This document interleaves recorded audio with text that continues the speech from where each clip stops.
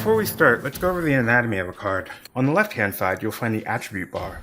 Next to that, you'll find the hero statistics, which will include their attack damage, their health, and their critical value. Over in the upper right-hand corner, you'll find the dominance value. Dominance is one of the most important values in the game as it represents your hero's general combat effectiveness. Think of it as the macro effectiveness to the game's micro effectiveness. Down here, you'll find the hero abilities. On active abilities, you'll find both a lane that the character has to be in to activate that ability, and a mana cost. Then you'll find the ability itself, its name, and any ability modifiers that that ability might have. Some heroes have passive abilities, which are considered always on, unless text within the ability says otherwise. Skirmish mode is going to teach you everything that you need to get started playing Ark Worlds. In the skirmish mode, what we have is these two developed teams that you can choose from. Team A is going to have Pharaoh, Hollow, Alexander, Shadow, Long, and Rain. Team B is going to have Hain, Anastasia, Titan, Marduk, Cerberus, and Hex. You're going to select the team that you want, and then give the other team to the opposing player. After your heroes, take the momentum token, the various play tokens, the dice, and the mana tokens, and put them in a location that is convenient for both players to access. During the laning phase, you're going to place out your heroes into two lines, strategically positioning them. Here's what that's going to look like. Out of your 6 characters, take 4 of those characters. When placing characters, you may never have more than 2 characters in the back line, which means that valid configurations are 2 and 2, 3 and 1, or all 4 up front. For my particular example, I'm going to do a 2x2 configuration. I will place my 4 characters out as such, and then I will take my starting mana, and we're now ready to play the engagement. During a best of 3 round game, you're going to take 3, then 5, then 7 mana. During a best of 5 rounds, you're going to take 3, 4, 5, 6, then 7 mana. Once both players have placed their cards out, you're going to flip over simultaneously. After that, add up the dominance value in the upper right hand corner of every character. The player with the lowest dominance value is going to decide whether they want to go first or go second. The player that goes first takes 1 action, where the player who goes second takes 2 actions. We now move on to the action phase. During the action phase, you can activate up to 2 characters to take 2 actions, unless you go first, in which you only get to take 1 action. No hero may ever take more than 1 action, so each activation can only activate 1 hero to take 1 action. You do not have to take both of your actions if you do not want to, and if you don't want to take any actions, you can pass. There are 4 different types of actions which you can take. The first action is moving. Moving will let you take a hero from the front line and bring them to the back line, or from the back line and bring them to the front line. Should ever you move your last frontline hero to the back line, at the end of that turn, your back line will become your front line. The next action we'll talk about is unstunning. Due to various card effects, your characters may gain stun tokens. A stun character may only be activated to remove the stun. Removing a stun from a character is considered that character's entire action, and that character is now done for the rest of the engagement. Now to get into the fun part, attacking. During an attack, you're going to rotate a hero 45 degrees to engage them and deal their damage to the opposing team. There are 2 types of damage that can be dealt, melee and ranged.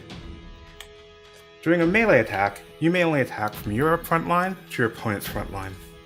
Ranged damage, however, may move from your front line to your opponent's front or rear line, or from your rear line to your opponent's front line. In this example, we're going to engage Cerberus in order to deal his melee damage to the opposing team. In this particular instance, Cerberus does 4 damage. You may target 1 individual or multiple individuals with that damage. Once you have targeted an individual for damage, you will then roll the critical value. The critical is a single dice roll, which you take, attempting to get equal to or higher than your critical value. In this case, Cerberus' critical value is a 2. I will select one of the 2 characters I attacked before rolling, and then roll the dice. In this case, I've rolled a 3. That means I can do an additional damage to Long, making the total attack damage from this attack 5 damage. An important note about basic attacks is that attack damage may not exceed a character's health value. So in this particular example, if Long had already taken 2 damage and Cerberus attacked, Cerberus would not be able to apply all 4 damage to Long. He would, however, be able to apply 2 damage to Long and 2 damage to Alexander. Long now has damage equal to his health value. While basic attack damage cannot exceed a character's health, critical damage might.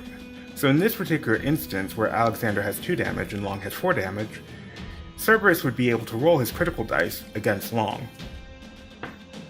In this case, rolling a 4. This means that Long now has taken more damage than their health. In Ark World, nothing you do ever happens on your opponent's turn, so even if you take a character to critical, they're not yet dead. Your opponent will have a chance to respawn. A character who is in critical condition may not be engaged to attack. You must first use an ability to mitigate the damage on that character before that character may be engaged. We'll discuss this more in the section on health and dying. It's also important to note that once you've engaged a character attack, they may no longer take any more actions from here on out, so you may not move or activate abilities on that character any further. Next, we'll discuss abilities. Every character will have either 2 or 3 abilities. Some of those abilities will be active and some will be passive. As I mentioned earlier, passive abilities are considered always on and will generally tell you when to resolve them. In this case, Alexander has an ability that is activated when he is revealed after the laning phase. Active abilities have a number of attributes, the first being which line the hero must be in order to use the ability.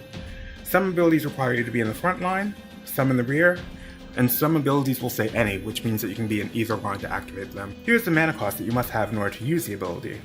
You must have the full mana cost to activate the ability.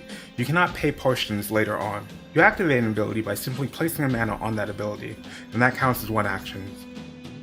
You then do the effect as described here.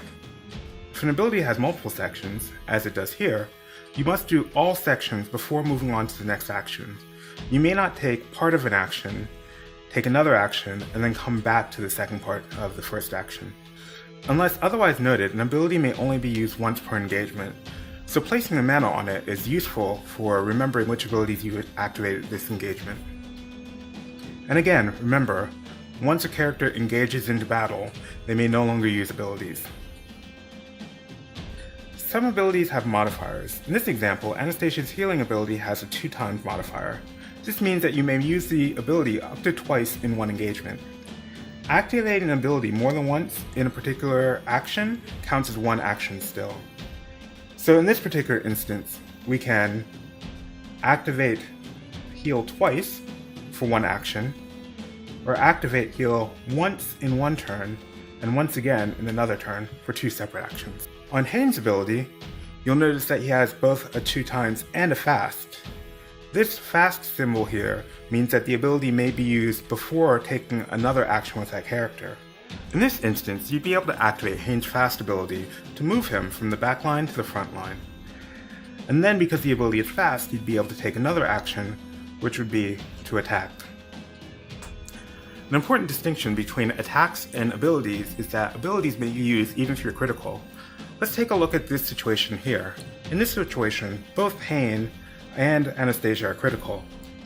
Anastasia, before she dies, in her death throes, activates her heal ability twice in order to remove both damage from Hayne. Hayne is now free to attack, so he can activate his ability, his fast ability, to move him up and attack in the same turn. Anastasia is definitely proving to be an MVP in this situation. At the end of your turn, Anastasia will be eliminated. Eliminated heroes have all tokens on them removed, and they're moved to the side into a respawn area. Eliminated heroes will not be able to spawn next turn during the laning phase. Your opponent, for their troubles, will gain 1 mana as a reward. There are 2 primary ways of mitigating damage: healing and guarding. As you saw earlier, healing allows you to remove damage tokens from a hero. By contrast, guarding allows you to move damage tokens from one hero to another. In this example, both Hayne and Anastasia have survived the day, and on a subsequent turn, Hayne would be free to attack. A round ends after a number of conditions, either both players passing consecutively, or one person passing all of their actions 3 turns in a row. After everyone has taken all the actions that they're going to, either because all of their heroes are engaged, or they have spent all their mana, or they simply choose to pass, then we're going to move into the resolution phase. During the resolution phase, each team will add up the dominance value on their side of the field. In this case, this team has a total domination value of 7, and this one has 14. That means Long and Alexander have handily beat Titan and Cerberus at the moment. The player that has the highest dominance value will take 1 VP point, all tokens on the board will be removed, any mana in your personal pool will continue to stay, and surviving heroes will be placed back into your hand. Any heroes in your respawn will not be moved into your hand in this turn. Any heroes that survived will be. You will then take your 4 remaining heroes and get ready for the next round. After which respawn triggers, and the eliminated heroes will be moved back into your hand. In some instances, 3 or more of your heroes may be eliminated. This situation is referred to as a team kill. During a team kill, this will trigger a reset. During the reset, both players will take all characters in their respawn back into their hand. The player that triggered the team kill will receive an extra mana as a reward for that. And that's it. You should now be ready to play your first game of Ark World. I would recommend your first time that you play a best of 3 games, then swap teams and play it again. I really hope that you've enjoyed your first experience with Ark World, and know that this is only the first half. There are 24 characters in the total set, and a lot of those come with more interesting, more dynamic abilities. This should get you everything that you need to play. As mentioned before, if you have any questions, please post them down below, and for rules questions or clarifications, FAQs, and things like that, please visit our Board Game Geek link. Until next time, peace.